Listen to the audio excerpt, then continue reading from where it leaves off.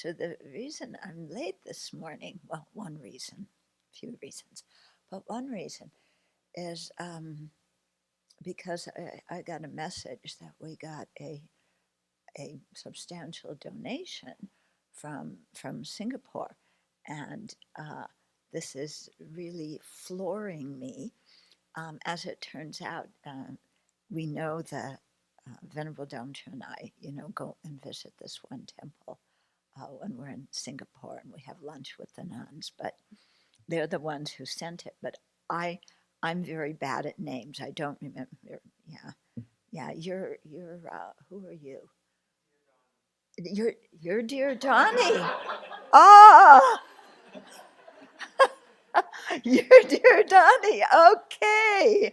Donnie, good. I'm glad you showed up. I've been wanting to teach the Dharma to you. You need it.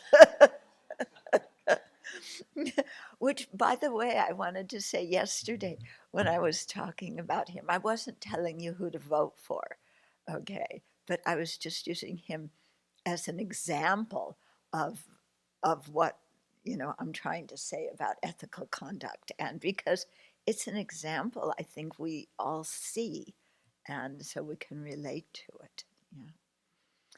Yeah. Yeah. Anyway, so I was totally floored by this donation because um, these are people who will probably never come to the Abbey. Yeah. But just the thought of Buddhism spreading in another country inspires them, and they want to contribute. And that just floors me so much, because most of us, we, we give to projects that we will directly benefit from. Okay. So to give, we may make smaller donations to other things, um, but substantial donations is usually something that we will directly benefit from that project. And this is like, no, they live halfway around the world, but it's the goodness of people's hearts who, they don't know all the people in future, now and in future generations, who are going to come to the Abbey and benefit from hearing the Buddhist teachings. I don't even know all those people in the future, you know, but because they know there will be people and there will be benefit, they want to contribute and make it happen. Yeah. So when I think of virtuous motivations, this is the kind of thing that really inspires me, when I see. And similarly, too, when I think of my own teachers coming to America, um, because it's interesting, I had gone to India and Nepal, and, in my hippie days, and the furthest place on our trip, when we went trekking in the Himalayas, was the village where years later, after I've met my teacher, I found out this was the village my teacher was born in. But at that time, I didn't know it. It was just the furthest place on a year and a half trip that we had gone before we started coming back. And um, and just think, this is way up in the Himalayas. The main food was potatoes. Yeah, sampa is ground barley flour. That's kind of about it. It was really quite poor. This was a number of years ago, but still poor now. Uh, and my teacher, was born in that area.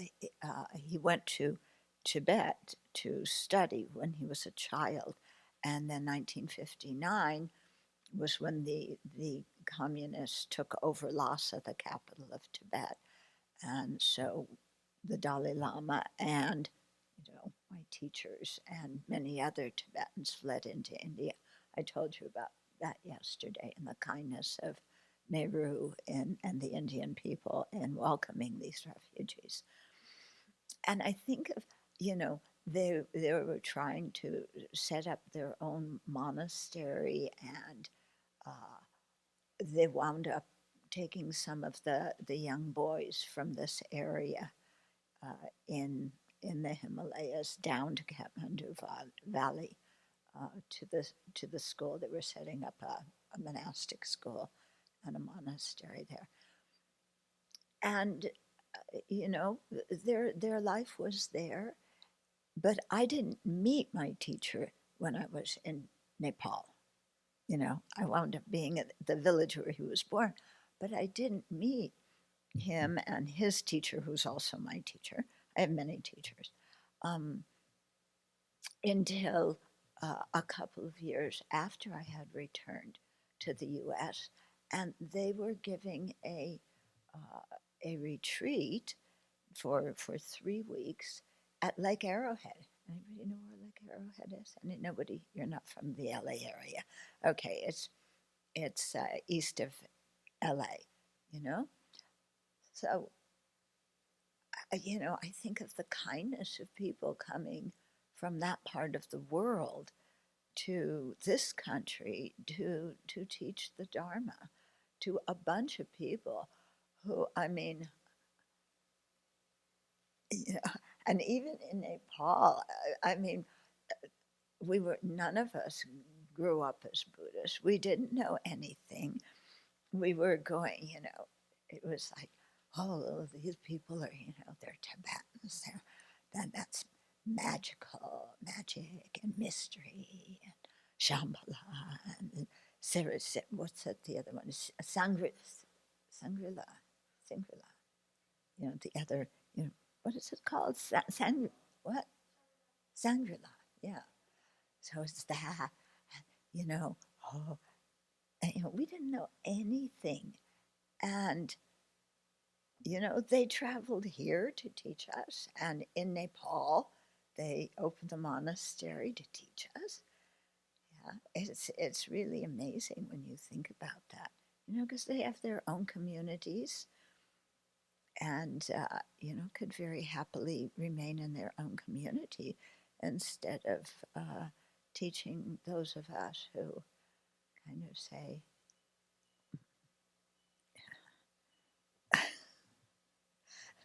people would come up the hill. We'd start, you know, this was in the 70s, so you guys were all in your previous life. Um, so so um, there was a place called Freak Street in Kathmandu. I don't know if Freak Street still exists. Does it exist? You don't know. Okay, so it's where yeah, all the freaks, all the hippies went, you know, and got some chocolate cake and other things, and and then found their way up the hill to Kopan. Kopan was outside of Kathmandu, and you know, sitting in this tent. It was a tent. The sides were just woven, whatever it is. I don't not hay, but flax or you know some kind of woven um, mat. Yeah, the ceiling was made from ghee tins that were flattened, so it was tin when it rained. It was like a lot of noise, you know, and you know, and together with the fleas. I mean, so so that's where we had our teachings, and a lot of people came. Um, yeah, and Lama would be, you know, talking about different different topics, and you know, we do visualization practices. You've had some of them, right? So people would raise their hand each course. Lama, what do you think about dropping acid and then visualizing the Buddha? You know, do you want to do it, Lama? We can help you. It's really cool. The visualization's really bright, you know.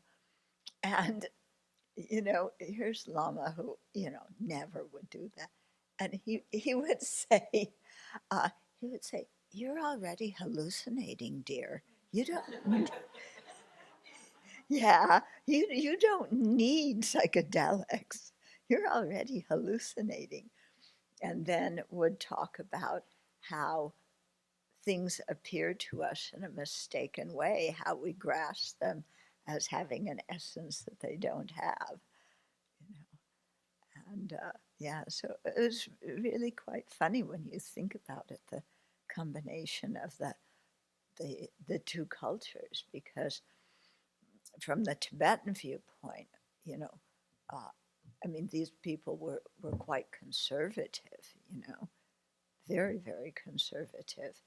Um, our teachers were. But who are they encountering? The most liberal and out there people in the West. So it was very interesting, these two cultures coming together and these people kind of finding a lot in common. Anyway, too many stories.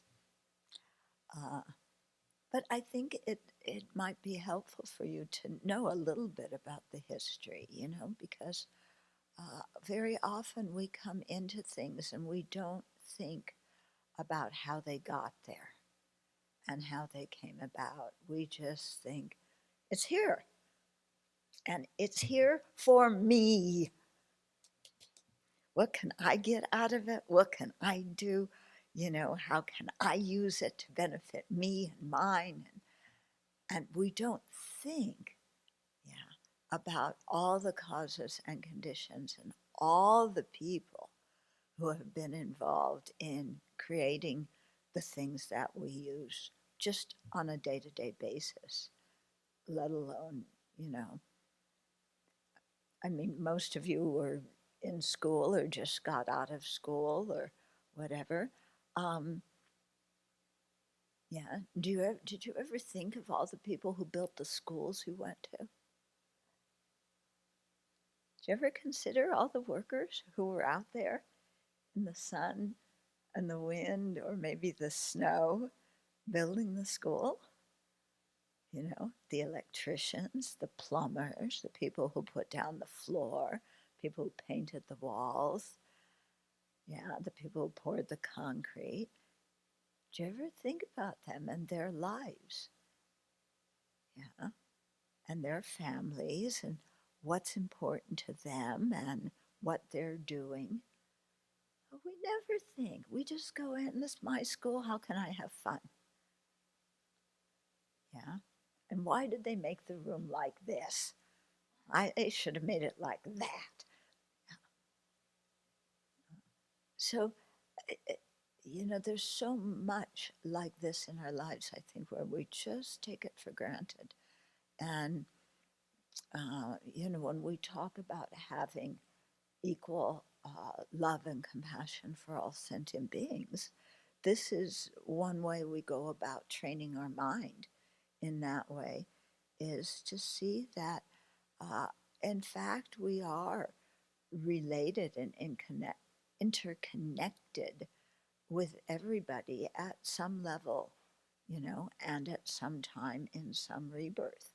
So nobody is really a stranger. They might be a stranger in this life, but in a previous life, you know, we were close and they helped us. And even in this life, they help us. Yeah?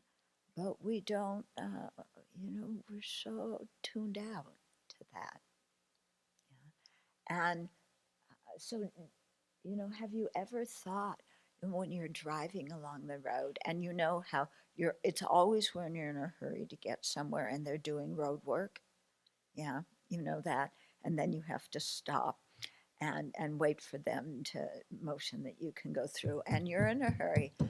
And why do they have to do the road work now instead of at 2 in the morning when I'm not driving on the road? Yeah. Yeah, that's how we approach it. Do we ever stop to thank the road workers? Yeah, because without those people being out there in the sun and the wind and so on, we wouldn't have roads to drive on. we wouldn't be able to get anywhere. Yeah. So try it when you're on the road and the traffic's slow or you're stopped. Thank the people on the road, the road workers, yeah, because we're benefiting from their life efforts. Mhm. Okay. Same with trash collectors, garbage collectors. Yeah. Have you ever been in a city where the garbage collectors have been on strike? Anybody? I was. I was in Tel Aviv one year, and the garbage collectors were on strike. You know, so there's garbage piled up, clear, the entire street, and you could smell the garbage, and you're wondering if there's going to be an outbreak of illness because the garbage wasn't getting picked up. But when your garbage collector comes, do you thank that person? Do you say hello? Yeah. Do we even acknowledge their existence? Or, well, they're just here. I don't care about them as long as I pick up my garbage. Okay.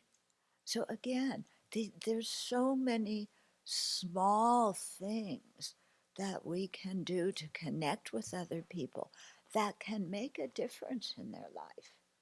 Yeah. Can you imagine being a garbage collector? It's a difficult job. People leave their garbage all over the place, and you're supposed to, it's overflowing the can, half of it's on the street. They're supposed to lift it up and get it in the thing. Yeah. Do we say thank you? You're an essential part of society, and what you're doing helps keep me and the other people healthy. Okay. So there's so many things like this that we just um, assume or feel entitled to or take for granted without really seeing that behind it lies people's lives. And all these people just trying to stay alive, trying to be happy, trying to be free of pain. They're just like us. Yeah. In that regard, forget social class, race, educational level, income level, religion, all the way that we divide each other into groups. Everybody at the level of wanting happiness and not wanting suffering, there's absolutely no difference. Yeah. We may find happiness in different things, and there may be different kinds of suffering that affect us. But in the wish to have happiness and not suffer, yeah, we're exactly the same. And not just with other human beings. Yeah. When you see the bugs, yeah, have you met some of our bugs? Yeah, there's mosquitoes. Have you met the ticks? Good, I'm glad you haven't met them. But, they're just trying to be happy. Yeah, like I said, wait a few months, stink bug season will come. I saw some quail when I was walking this morning, little baby quail. Um, there's the robins and the chickadees, and the swallows have moved on now. But, we're all the same in wanting happiness and not suffering. Yeah. And so, from that viewpoint, there's not a good reason to cherish ourselves above others and to think I, me, my, mine is more important than others' welfare. We can make many reasons, but none of them are good reasons why we're better than everybody else or more important than anybody else. Yeah? And so as you train your mind to think in this way, what happens is you begin to see kindness all around you. Yeah? Instead of just seeing strangers who you have to, wind your way through so you can get to where you want to go, you're seeing people with lives, with feelings, who work in society, and because of whatever work they do in society, we benefit. Yeah, we benefit. You might say, well, I don't know some ship, shipbuilder in Timbuktu, I don't know that person. But the goods that we have, how did they get here? Probably by ship. Who built the ship? Okay. So when we begin to really see this kind of thing, um, we feel very connected with everybody. And we also know something very intimate about every sentient being. Yeah. You can look into every sentient being's heart and see what is most important to them: the wish to be happy and to be free of pain. Yeah. So when you're waiting for a bus, when you're in the airport, when you're stuck in a traffic jam, look around you at all the people and all the other living beings, and really, something very intimate that's at their core: the wish for happiness and not suffering. Yeah? And then when you see that, then it becomes so easy. Somebody wants, you're in a traffic jam, somebody wants to come in front of you, go ahead. I don't have to speed up so that I can take that place and they have to come in behind me. It's okay. You're boarding a plane. Yeah, somebody else cuts in front of you. It's fine. We're all going to get there at the same time anyway. Doesn't matter if I board first or last. Okay. Yeah, you begin to say thank you when you go to the grocery store to the people who are stocking the shelves. Yeah? And you can smile at the people at the post office. And when you go to the doctor's office, you see, or the dentist office, these people are really helping us. And they have feelings. And when we recognize their humanity and show just a thank you for what they do, it makes a difference. Yeah? When we have to call because Amazon sent out the wrong thing. Yeah, you ever had that experience? You order something and they send the wrong thing. Yeah, and you have to call customer service. Now imagine, I had one of my friends was customer service for Amazon. Yeah, would you want that job? When people call customer service, are they nice? You sent me this wrong thing, as if that individual were the one who did it and they did it deliberately. You sent me the wrong thing and you charged me and I already paid for it. And why did you do this? And send me the right thing. And, do I have to send the other one back? And, why are you people always wrong? Yeah, that's what they hear all day. Can you imagine calling customer service and just say, wow, I know you're going to try and help me. I really appreciate that. Because that's what they're trying to do. They aren't the people who sent out the wrong thing. And nobody said that because nobody sent out the wrong thing because they're deliberately trying to aggravate you. Yeah, they make mistakes just like us. Yeah. And so, being nice to people on customer service. Yeah. How about your parents? Have you ever thanked your parents for having you and raising you? Yeah, you have? Oh, you have? Okay. Yeah. I didn't, many of us, it's like ever since Freud, we have the permission to blame our parents for everything, don't we? Yeah.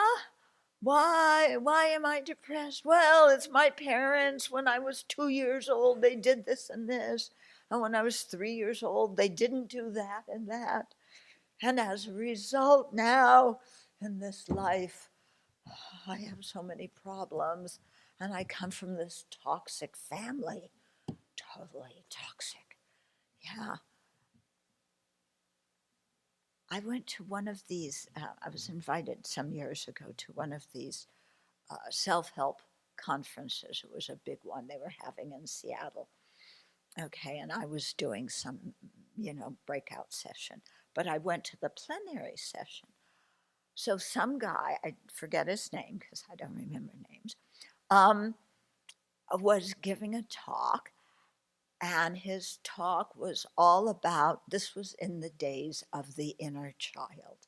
Yeah, the inner child has grown up. That's not what people talk about now. Now they talk about how everybody has trauma. Yeah, everybody has trauma nowadays. The last young adults group, yeah, they kept using the word trauma. I said, who has trauma? They said, we all do. I said, what?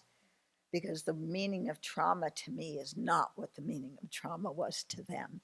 Anyway, that was it. That's another one of my things, which I'm sure I'll come back to at some point. But um, where was I before I went into trauma? But the inner child. So he's giving this talk, walking across the stage. He grew up in San Francisco, and he always wanted to go to a Giants game, and his father had promised to take him to the baseball game when the Giants were playing somebody, and his father never did. And this was so traumatic for him. His inner child wanted to connect with his father, and his father didn't take him to the baseball game. And he goes on and on and on about how now, as an adult, he has to heal from this. And I'm going, okay, if that's what your hurt is about, I can respect that. But, and compared to what other people are going through, is that a big deal? That your dad didn't take you to the baseball game when you were young? The things that we latch onto and carry hurt because of, or carry grudges because of, when we think of them, are they really that important? Uh, or is it just manifestations of the self centered me, I, my, and mine, and everything that happens to me is of earth shaking importance? Yeah. I was at one point, some years ago, many years ago, um, involved in a writing project that was stemming from a conference. And the people at the conference gave me the files and said, go ahead and put the book together about the conference. And so I did that and signed the contract with the publisher. And somehow the publisher then gave the manuscript to some of the people from the conference. Well, they didn't like what I wrote because I abbreviated what they said. Yeah. And I made the focus of the group the replies from the expert who they were asking the questions to. And they didn't like that. They wanted their pieces, kind kind of prominent in the book. As it wound up, the book never got published, but this was really, really difficult for me. Yeah, because I had done this, and then these people come in, and they went behind my back, and they sabotaged it, and the publisher, blah, blah, blah, blah, blah, and these people, blah, blah, blah, blah, blah. And I was, what am I going to do? And so, as it happened, I was going to Dharamsala, India for His Holiness's teachings. And one day, coming back to my room after the teachings, I was walking. And again, you know how when you have a problem, you go round and around. Every free minute, you're thinking of this. They did this and they did that. And how can I, what should I do? Should I do this? Should I do that? How could they do this? I don't understand. They're really, some of these people are well known, and why are they acting? I know. Okay. So I'm off on my ruminating thing. And I'm coming from His Holiness Dalai Lama's teachings. And suddenly, because His Holiness talks a lot about compassion, suddenly the idea pops in my mind. There's 8 billion human beings on this planet. How many of them are so upset about this incident with the publisher? I asked myself that question.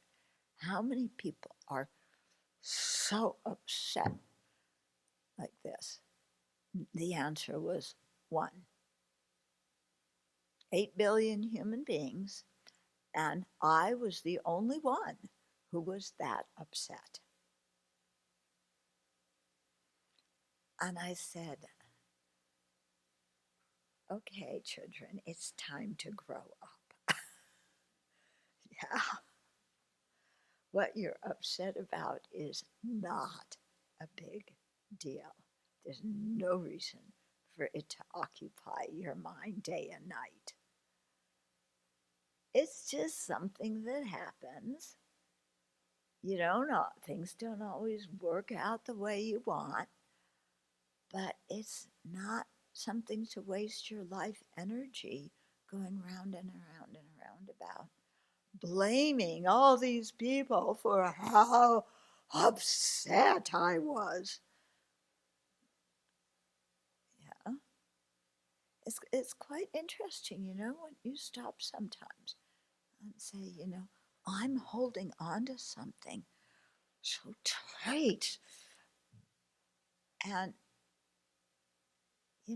8 billion human beings, I'm the only one that this is important to. Maybe it's not so important after all. Yeah. And so that kind of perspective, when you can have that, you can release a lot of your own pain and angst and anger and grudge holding and things like that. Yeah. And it's not suppressing it.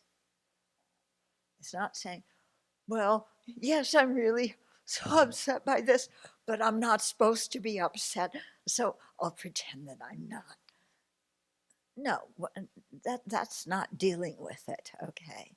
It's actually saying, thinking the experience of 8 billion human beings right now, some of them being born, some of them dying, some of them happy, getting what they want, some of them miserable, getting arrested, starving in a war zone. Yeah, look at what is the experience of sentient beings right now. My stuff, chill out. It's not such a big deal. Yes, I still have to deal with it. Yeah, we're not suppressing it. Yeah, I still have to deal with, I had to deal with the situation with the publisher and with these people. And the conclusion was the book didn't get published. Okay. But years later, I included that information in another book. Okay. And I think in the end, it was much better. Yeah, that it worked out that way. See, you never, there's an old Chinese story. Yeah, you know what I'm talking about. Do you want to tell it? Huh? It's the man who has a son and the horse. Yeah. Okay. Give her the mic. So, yes, you know, Harshit wants to hear it. So you need to. Okay, well, so the story is also a proverb that is said a lot in Chinese culture. So I'm gonna say the Chinese just like for vibes. So it's 塞翁失马焉知非福. So the story is Sai Wang is this man named Sai, I guess, from like the Sai family. And then he lost his horse. That's the first forward. 塞翁失马. So he lost his horse. The story is that he lost his horse. He was really upset. It's like, oh my gosh, I lost my horse. And then the later forwards is 焉知非福. Little did he know that this is like a good thing. So why is it a good thing that he lost his horse? So okay, honestly, I forgot a lot of the story, so maybe I'll let you continue. But he lost his horse, and then eventually there were other like misfortunes that happened to him, which actually I think the details I'll let vulnerable children go through, because I remember the story and it's like the conclusion and learning, but the specifics I think I wouldn't be able to tell as like vividly. So I actually just like pass it on back to you. I can't tell it exactly the way it is either. But the thing is, he lost his horse. As soon as he lost his horse, there were these bandits who came into town who said, "Where are everybody horses? I'm robbing your horse." And he was going, "Oh, actually, it's good my horse ran away. Otherwise the bandits can't steal him." So then the bandits go. Then the horse comes back. Yeah. And his son, he has a son who wants to ride the horse, and the horse throws him, and his son, gets injured. So, oh, it was so wonderful that the horse came. I had the horse. It was awful that I lost the horse. It was wonderful the horse came back. Now the horse injured my son. Oh, that's terrible. Well, as soon as that happened, then the official came through town, and they were drafting all the young men to go in the army, and his son didn't have to go because he was injured because he fell off the horse. And so the story keeps going like that. But the thing is, you never know what is a hindrance and what is a blessing. Yeah. Because each time something bad happened with the horse, the next thing that happened, it was good that thing had happened. Yeah. And so that's really something to think about as you go through life. What really is a hindrance?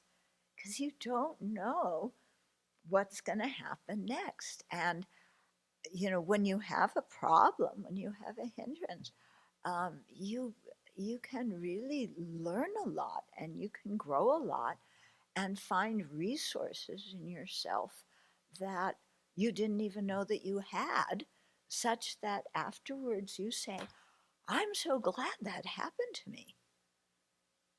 Yeah. And I've had situations like that in my life. Yeah. Okay, more stories. Um, so, this Abbey, if I hadn't had a couple of really big problems and hindrances, this place have would not exist. Okay, and uh, you know, I was working together with one person to try and make a monastery. We were very good friends, and we saw, had many similar ideas and so on. And then we started not getting along. Okay, and not getting along in really big ways, such that um, the project wanted to make a monastery together. We called it off. Yeah, and And I felt humiliated, because I was going to make this monastery, and now I'm not. And some people had given some money, and now we're not going to do it. I felt humiliated, and I was really, really mad at him. Okay, and he was really mad at me. Um, and then I had to deal with that. Yeah, there's nobody to run to say, oh, yeah, the world's so big. I trusted him so much and he betrayed the trust. Boo hoo. There's nobody for me to run to. And I just had to deal with this, inside. And one of the most difficult things was in wanting to start a monastery is I wanted some other senior monastics there to do it with me. I don't want to be the only person, yeah. But he backed out, and yeah, and then I went to talk to one lama in Dharamsala, and I told him about, I was first working with one nun, but then she got very sick. She couldn't do it. Then I was working with some other people, and they changed their mind. And then I was working with this guy, and, it fell apart. And and the lama said to me, "Well, it looks like you're just going to have to do it on your own." Oh, I can't do it on my own. Oh, you know. So this kind of thing, when you have these kind of setbacks, and and it pushes your buttons, and you feel like things are falling apart. If you stay in there and you really apply the Dharma teachings to your life and transform your mind, you grow a lot, and you become stronger, and you become clearer, and you become, yeah, you're clearer, you're more determined for what you think is something good. Yeah. So, the point is, don't be afraid of making mistakes, or don't be afraid of failing, like I was talking the other day. You can learn a lot from this kind of thing. Yeah. So, anyway, yeah, this time you didn't even ask a question, and I went on and on and on. Okay, maybe you have some questions now. So I've been thinking about the phrase "good enough, dear." I've seen it in the Abbey. Um, and I feel like a lot of people, or I'm familiar with that phrase where you like kind of half try to do something, or like you could have done better, but you just say, "Oh, it's good enough." Like it gets the job done, and so I'm gonna not try harder. Like I'm done, basically. But I know there's like another meaning to it, and so I was hoping if you wanted to like expand on that at all. Oh, okay. Yeah, when I was using the phrase good enough, dear, it wasn't being used as uh, a reason to be lazy. Oh, yeah, that's good enough. I just have to do this. I'm cleaning the bathroom, so I wipe the counter. That's good enough. Somebody else will do the toilet because I don't want to. That's not how I was using the phrase. It was being used in the context of um, when we deprecate ourselves, when we say, "Oh, I can't do anything right. I made a mistake. This thing got all botched up. You know, I should have been some sparkling star who pulled this whole thing off perfectly."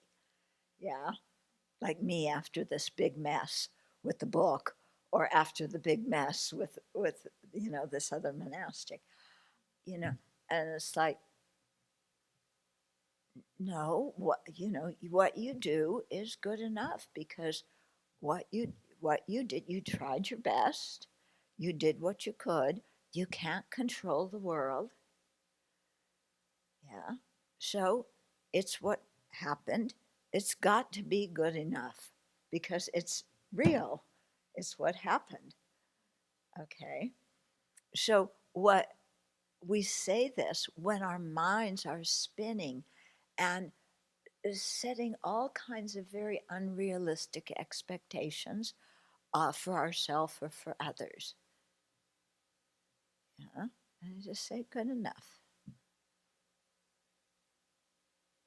Okay, does that make some sense? Because it is. Okay. What is has got to be good enough. Because otherwise you're living in a fantasy world of it should have been like this. What do you mean it should have? Yeah, should is a very dangerous word. Yeah. It should have been like this. It should be like this. But it isn't. Yeah. The Israel should not be bombing Gaza like it is. And Hamas should not make the innocent Palestinians get killed by refusing to have a ceasefire. So, yeah, that should be, yeah, right? Both of these sides should compromise or come together and stop the war and do something positive for the Palestinians. Should. Is it happening? No. Okay. Now, we can't say, oh, the war is good enough, dear. The war is not good enough, okay? But, what my point is, whatever is happening, and we've got to accept it, And so saying should, it should have been different, it should be better, I should have aced this exam. Well, I didn't ace the exam. I should have. What does that mean? Yeah. Okay. So it's whatever is, we accept. Okay. The future is wide open. We can change. We can do better. Other people can do better. So you accept what is, and then you go forward because you know the future can be different and you're willing to put some energy into that. Whereas if you say, it should have, you're dragging the past with you and you can't change the past. Like this man at this self-help conference, and my father should have taken me to the Giants game. Yeah, well, he's holding on to that. I mean, was like 50 years old and he's still saying his inner child is, crying because dad didn't take him to the baseball game. Okay, dad should have, so what? Dad had other things on his mind. Maybe he was just trying to put some food on the table and was working extra hours. Or maybe he was totally exhausted and was sleeping.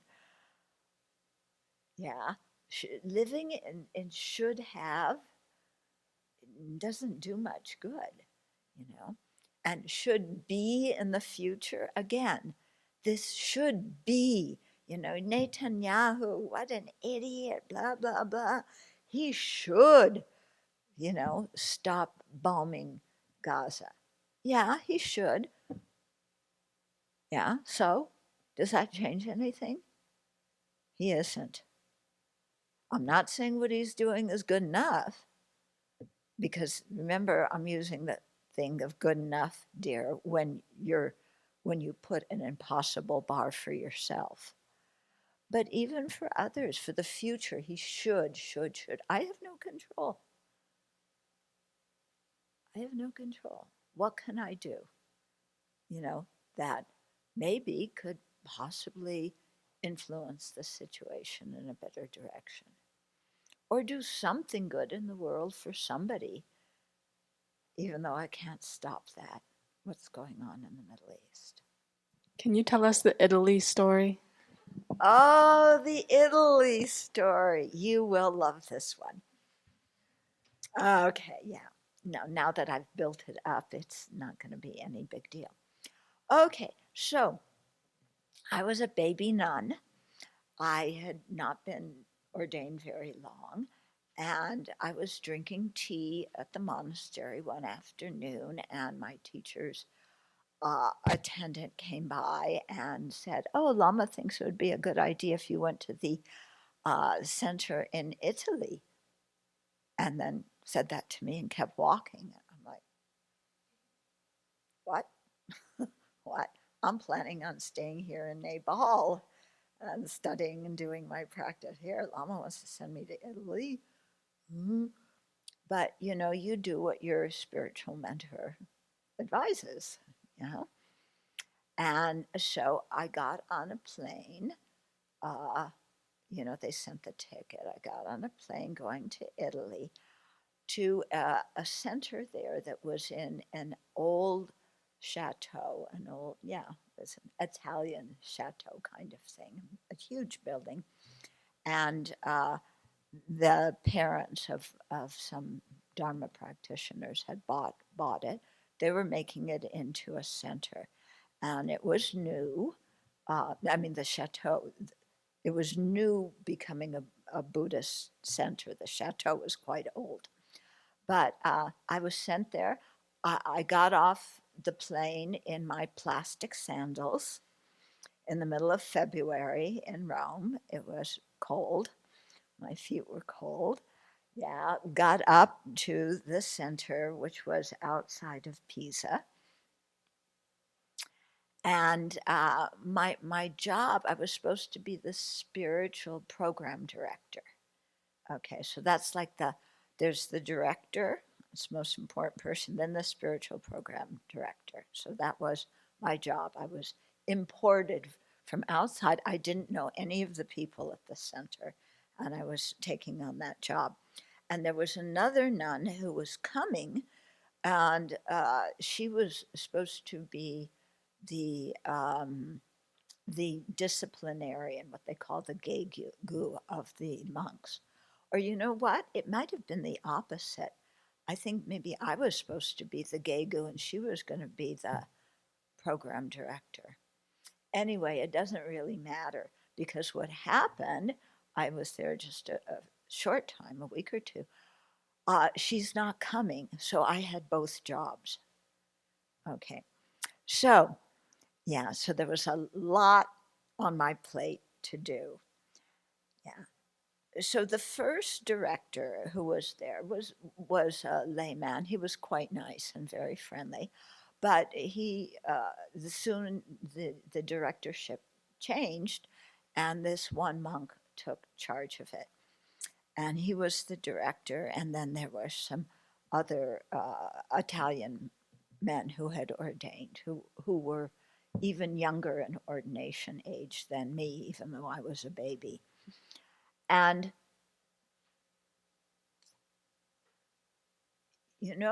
I don't know if you know much about macho Italian men, okay? Um, but they're like a special brand of macho. Yeah, you know, some macho men are, they're yeah, they can be reasonable. But the macho Italian man, it's like their way or the highway. So you have this group of macho Italian men, and who is the disciplinarian who's supposed to be guiding them? An American woman, me. Yeah. Okay, no, how do you think that's going to work? You know me a little bit by now, yeah? How do you think I'm going to be with the macho Italian men? Yeah, it turned out to be like Los Alamos.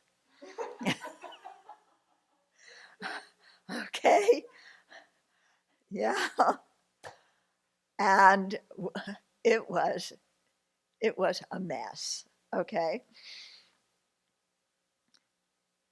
and I would do my work. I told you the story already, I think. where I would do my work in my office, and then one of them would take my work out of the office and look at it and say, this isn't good enough. But he had no business doing that. And then I was supposed to wake the monks up because they never made it to morning practice. And our teacher said everybody has to be at morning practice. So I'm the disciplinarian. I have to go and go pound, pound, pound, wake up, you guys. And their response was, well, I won't tell you. But they didn't come to morning puja. Okay. And we would have meetings of the committee, and they would make fun of me. I mean, totally make fun of me and roast me. And I was very sensitive, I mean, kind of, I came there, I didn't know anybody. Yeah, I meant well, and they're making fun of me and putting me down and won't listen to anything. And then one day, um, you know, the crew, which were the residents of the center, they were pouring the concrete in the meditation hall the 2 days before our teachers were coming to give a course there. Okay, so it was a pandemonium, and um, and I wanted them to have some time out and be able to get some rest that night. The director said, no, they've got to work all night, pour the concrete all night and get it done. And then he said, I said, no, they should have some rest. And he said, I am calling Lama tonight and telling him you are the worst thing that ever happened to this center. Call our teacher and say that. I said, okay, go ahead. By that time, it's like, I didn't care. Do what you want. Yeah. And after that, I was talking, I don't know if he ever called or not, but I was talking to Lama one day and I said, these guys are so mean. And, they expect that I'm a woman, I'm supposed to wait on them and blah, blah, blah, blah. And I said, Lama, can I leave here? And Lama on the phone said, we'll talk about it, dear. I'll be there in 6 months.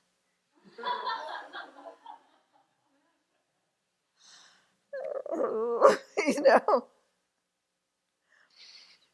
So, yeah. So finally, Lama came, and I told him my whole sob story. He didn't really need to hear it, but of course I wanted to tell it. Anyway, he said I could leave. Yeah. And so then then there were some other things that happened. Okay, we'll skip over that. Um, yeah, there's some interesting stories in there. Anyway, so then what happened?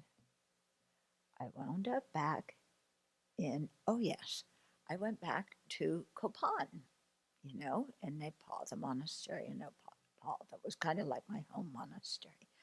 And at that time, they had this one building. They've subsequently torn it down and rebuilt. But the Lama, it was the meditation hall below, and then the Lamas had their rooms on top. Okay. So one of my teachers invited me to come and have tea. And so, I went up to the roof. We were sitting on the roof. This was many years ago, so Kathmandu Valley wasn't real built up then. And we're sitting there in the sunshine and the valley below, and it's quiet and it's peaceful, and I'm not in Italy with those monks. you know, and there was one monk in particular who was really, really, he was senior to me, and yeah, he really like when he could with me. Anyway, so we're sitting there. So we'll call this one monk who was very problematic. There were two of them actually, who were super problematic. Anyway, we'll call them Sam. And Lama said, that's not their name. And Lama said, who is kinder to you, Sam or the Buddha? Huh? Okay, what? Sam or the Buddha? Who's kinder?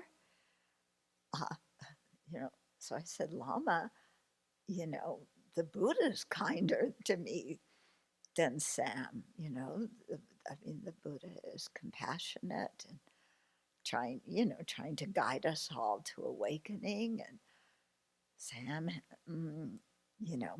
he knew about the trouble. I didn't need to say anything. I said, Buddha's kinder. And Rinpoche looks at me. Well, kid, you still haven't gotten it, have you? He didn't say that. That was the expression. And then he proceeded to tell me how Sam was kinder to me than the Buddha.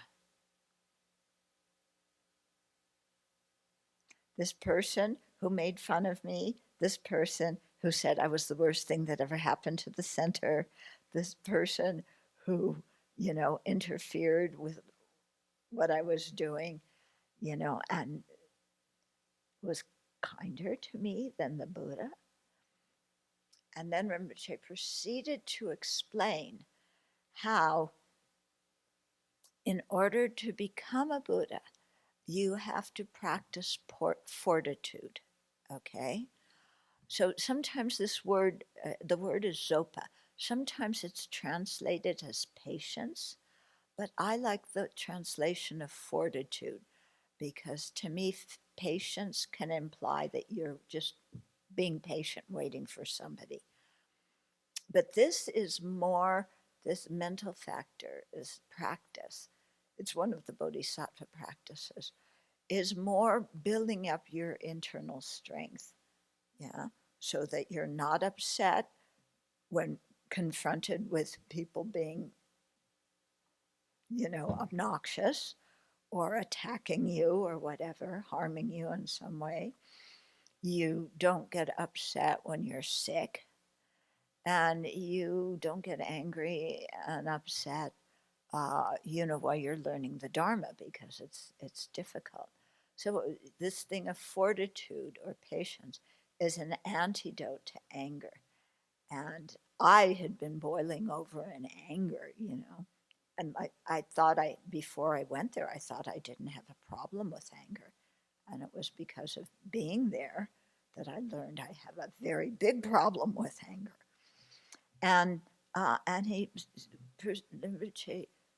then told me, if you want to become a Buddha, this perfection or paramita of fortitude is a very important necessity, a very important factor. Yeah. And without it, you can't attain full awakening. And in order to practice fortitude, you need somebody who harms you. Yeah, you cannot practice fortitude with the Buddha because the Buddha is kind. Yeah. So, because fortitude is such an important part of the path to awakening, and you need somebody who harms you to practice it, for that reason, Sam is kinder to you than the Buddha. Okay? Of course, that is not what I wanted to hear. What I wanted to hear was, oh, you poor thing. I know Sam is really a difficult person. Many people have told me what he does. He's very difficult. But you went to there and you did your best. You did a really good job in spite of, those people making fun of you, in spite of what Sam did. You did a wonderful job. That's what I wanted to hear. Is that what my teacher said? No, he told me Sam was kinder to me than the Buddha. And he was right. Yeah, Sam was kinder to me than the Buddha. Yeah. And after, leaving Italy, I went into retreat, and I did 3 or 4 months of retreat. Almost every session, I was meditating on fortitude, because I was so angry. So I'd calm down in the session. Break time would come. I'd think of Sam. I'd get angry again. Next session, I'm meditating on fortitude. I calm down again. Chapter 6 in Shantideva's book. Remember, I told you the thing that I plagiarized to write Working with Anger? Yeah, that's what I studied. And, looking back on that experience, I'm very grateful that it happened. It hurt like hell while it was happening. Yeah. But I can see how it was really important for my growth as a Dharma practitioner, to cultivate some fortitude, and deal with my anger, and learn to release anger and learn to just be more accepting of how people are.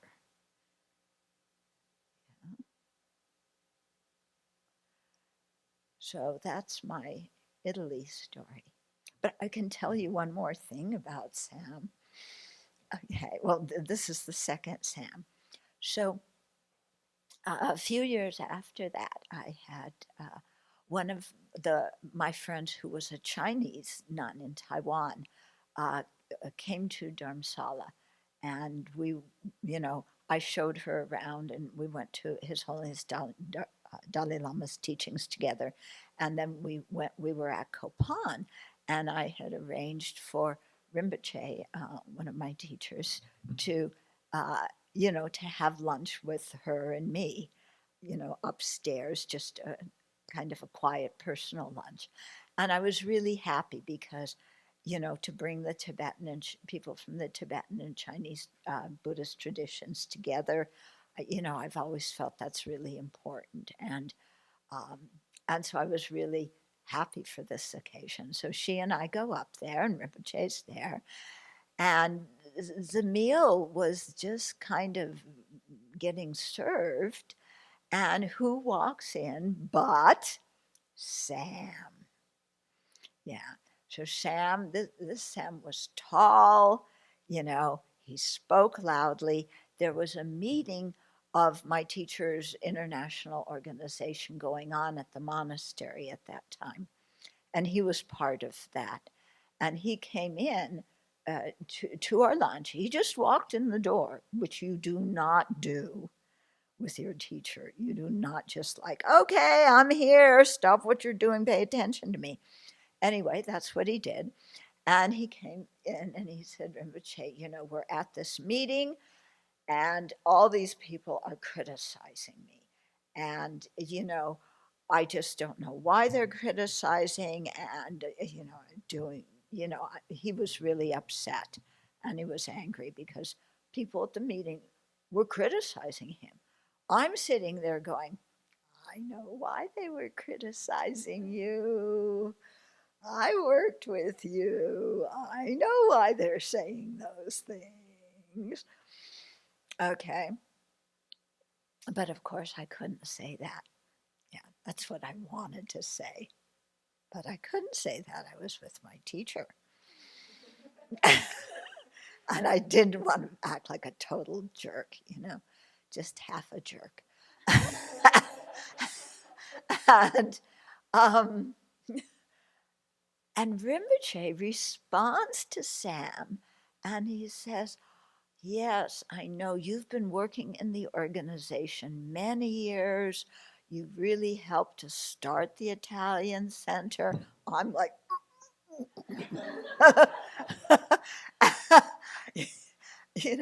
you really helped to do that. You've been working so much. I really appreciate everything you've been doing to spread the Dharma. My teacher said this to this guy who just barged in on a lunch, a private lunch that Rinpoche is having with, a guest from another country. Yeah.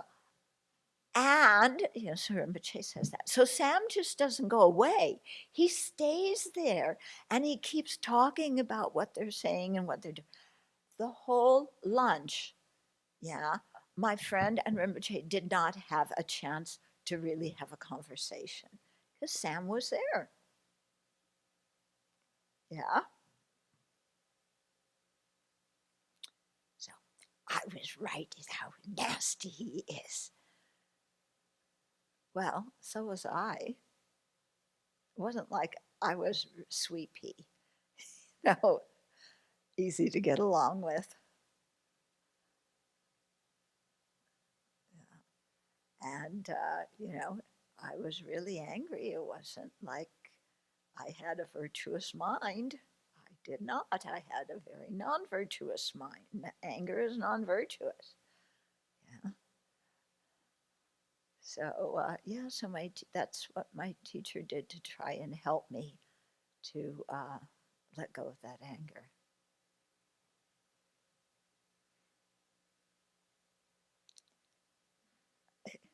Oh, you're not smiling. So, Venerable, this is a question that Harshit has. He's wondering if you could explain the meaning of the phrase, form is emptiness and emptiness is form, as well as the mantra, gate gate paragate parasamgate bodhisattva. Okay. So the phrase, form is empty. Emptiness is form. Yeah. Emptiness is not other than form. Form is not other than emptiness. This is from the Heart Sutra.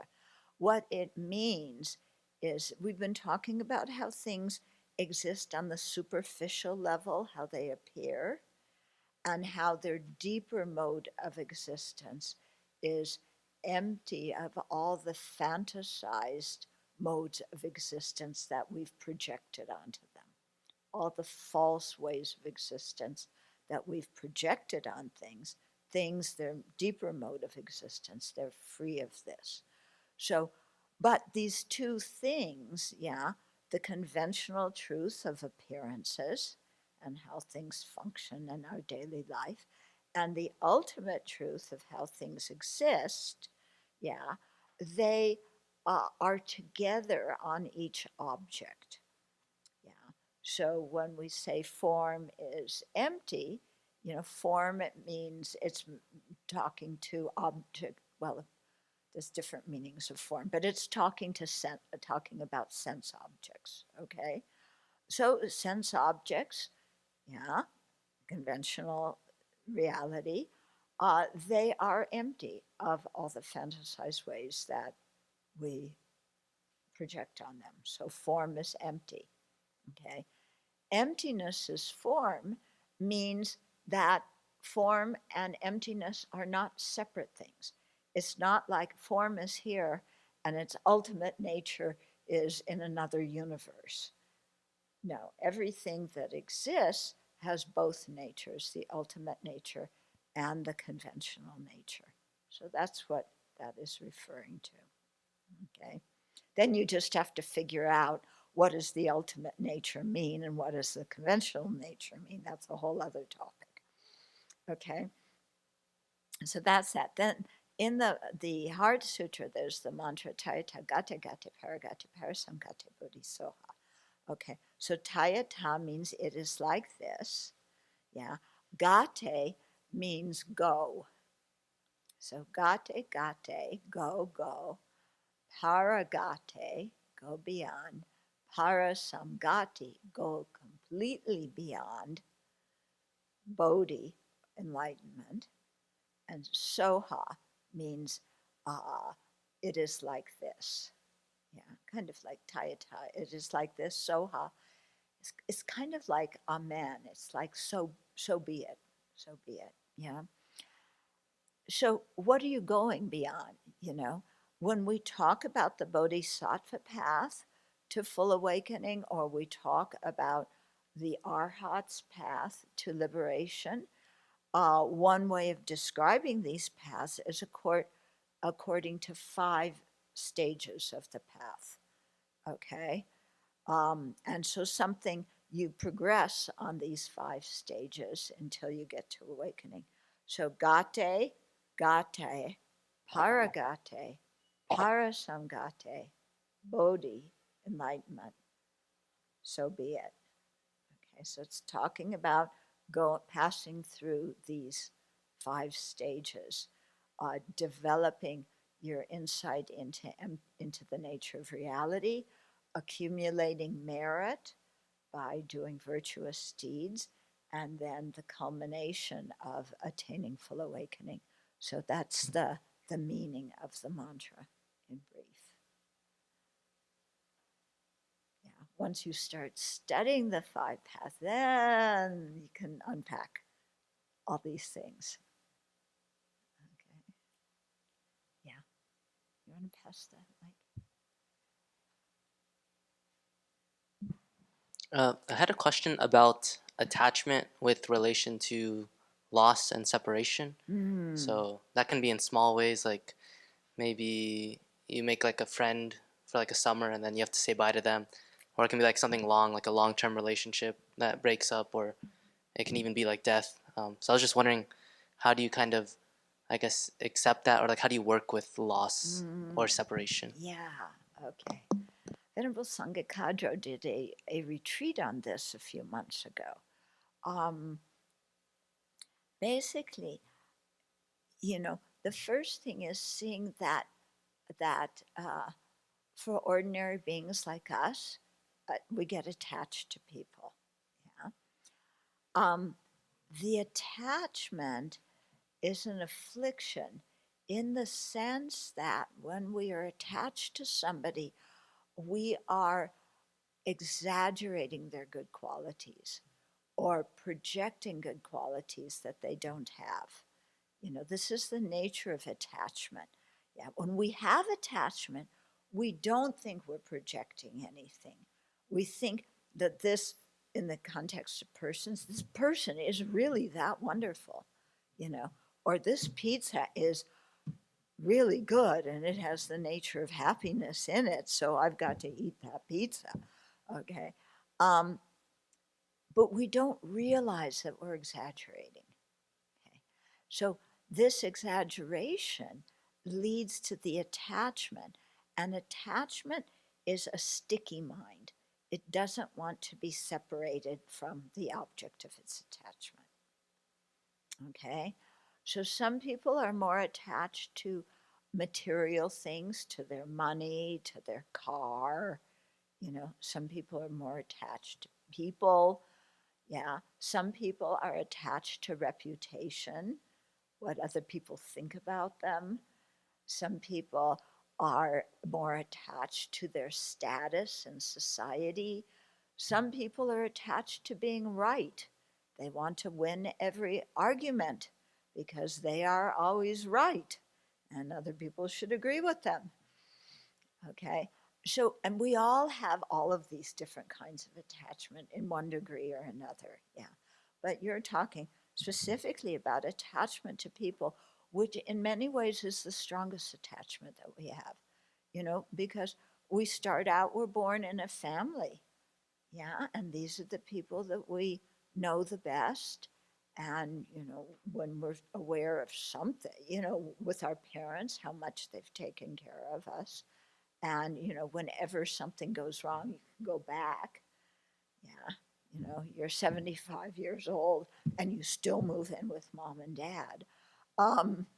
Yeah. This is a generational difference. My generation, we all wanted to get out of the house as soon as we could. Okay.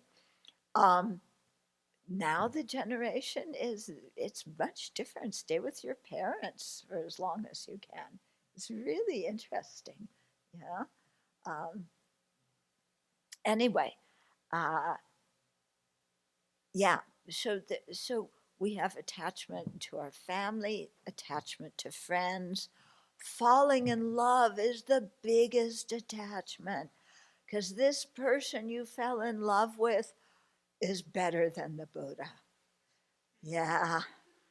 They are truly perfect. They are meeting all of my needs. They're everything I wanted. They understand me. They support me. When other people criticize me, they tell me how wonderful I am. Whatever I want to do, they agree with mostly. And, you know, and they're just so kind to me. They sing my praises to other. I'm in love. Okay. Some of you look really happy. Some of you look like not so happy. Okay. But this is one of the biggest exaggerations that we have. Yeah. If somebody came to you and said, I expect you to meet all of my needs and to be whatever I want you to be at any moment, what would you say?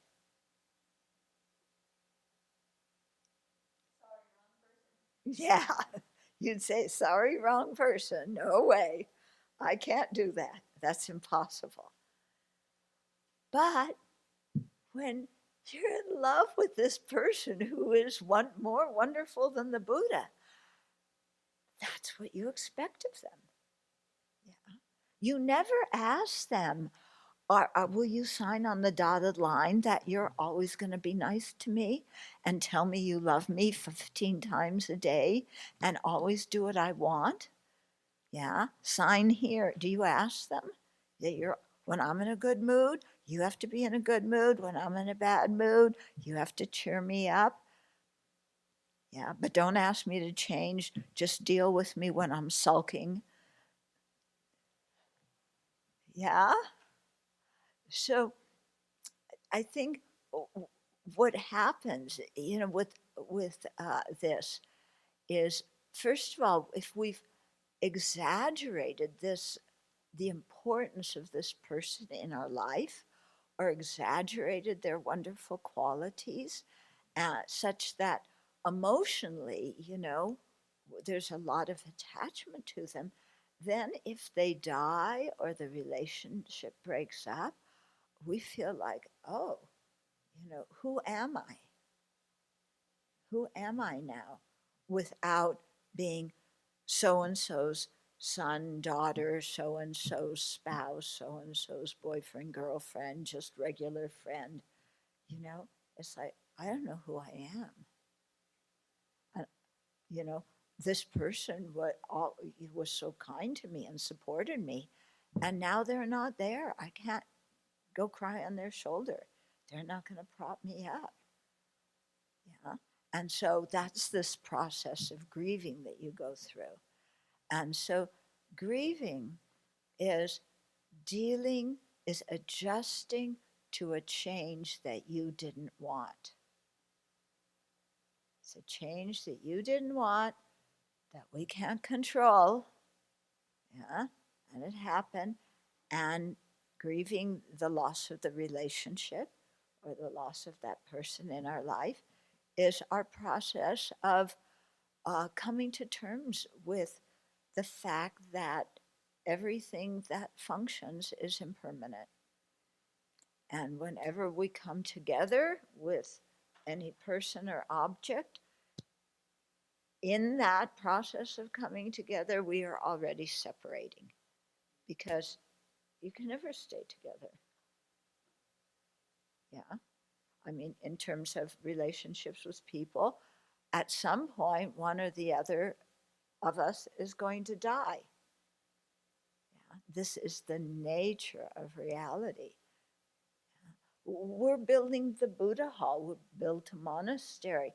At some point, it's going to fizzle, it's going to, go out of existence. The building is going to fall apart. We're all excited. We're building it. We're building it. Look at the Buddha Hall. Sometime, we hope it's not for a long time, but at some point it will fall apart. Just like when you came here, did you see the house on the corner that fell down? Yeah. So yeah, there's an old house it's an old homestead house that's just around the corner from us. And when we first moved here, it was still standing. Yeah, and now it's just collapsed. But nobody was living in it even when it was standing. I mean, the winters in that, I don't know how people in old times stayed there. It must have been freezing. They must have had a fire in the house, but the house was built of wood. Not so safe. Yeah, but this is the nature of our existence. Yeah, that things change, and we can't stop it because the change is happening every single moment. So the thing is to, when they say go with the flow, I think this is what it means. Just accept that our nature is impermanent and the nature of everyone and everything around us is impermanent. So enjoy it when it's here, but don't cling. Yeah, because what the problem is not enjoyment. It's fine to enjoy. The problem is when we cling. I don't want it to stop. I want it to occur again. It should be here because I love it, because I like it, because I need it. Yeah. This is the craving, the attachment is what causes our pain. The more we can, appreciate people for who they are without clinging to them because they fulfill our needs or our wants, then the healthier our relationships are. And then when somebody dies, it's like, yeah, of course this is going to happen.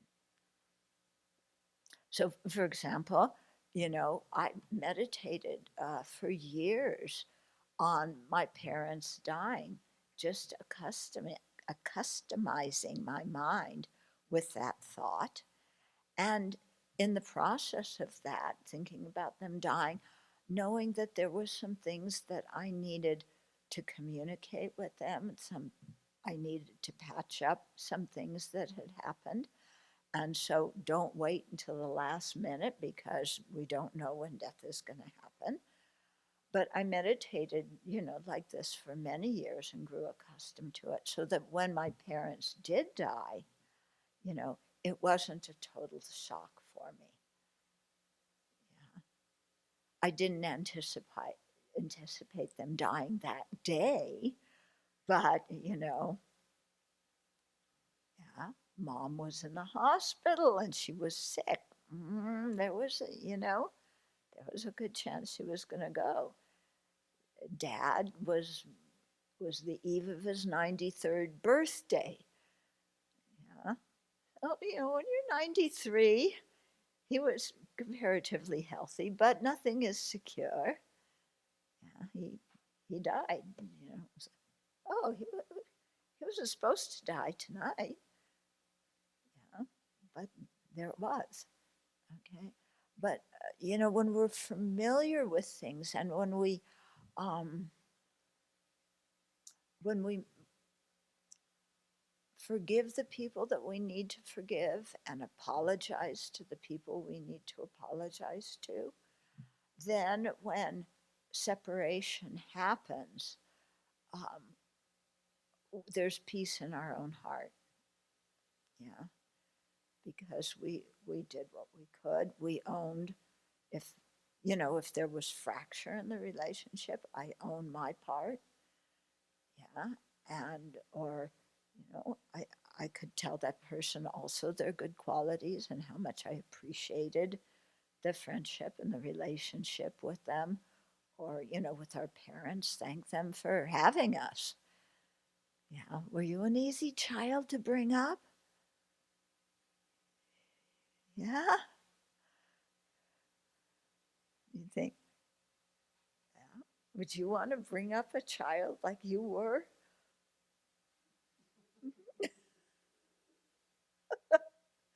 That's enough to make you not have kids, huh? My mother used to say, just wait until you have kids, then you'll know what I went through. So I didn't have kids. That's not the reason I ordained, was to avoid motherhood, but it was a good byproduct of it. She never got to say I told you so. Yeah.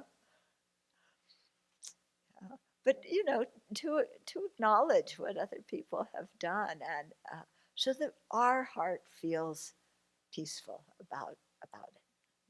I've thanked the people I need to thank. I've apologized to the people I need to apologize to. Sometimes we can't apologize directly to the person. Sometimes they may be dead, or we may have lost touch with them. That doesn't matter. The process is an internal one in our heart, a transformation in our heart, even if we can't go and tell them directly. The fact is that our attitude towards them has completely changed.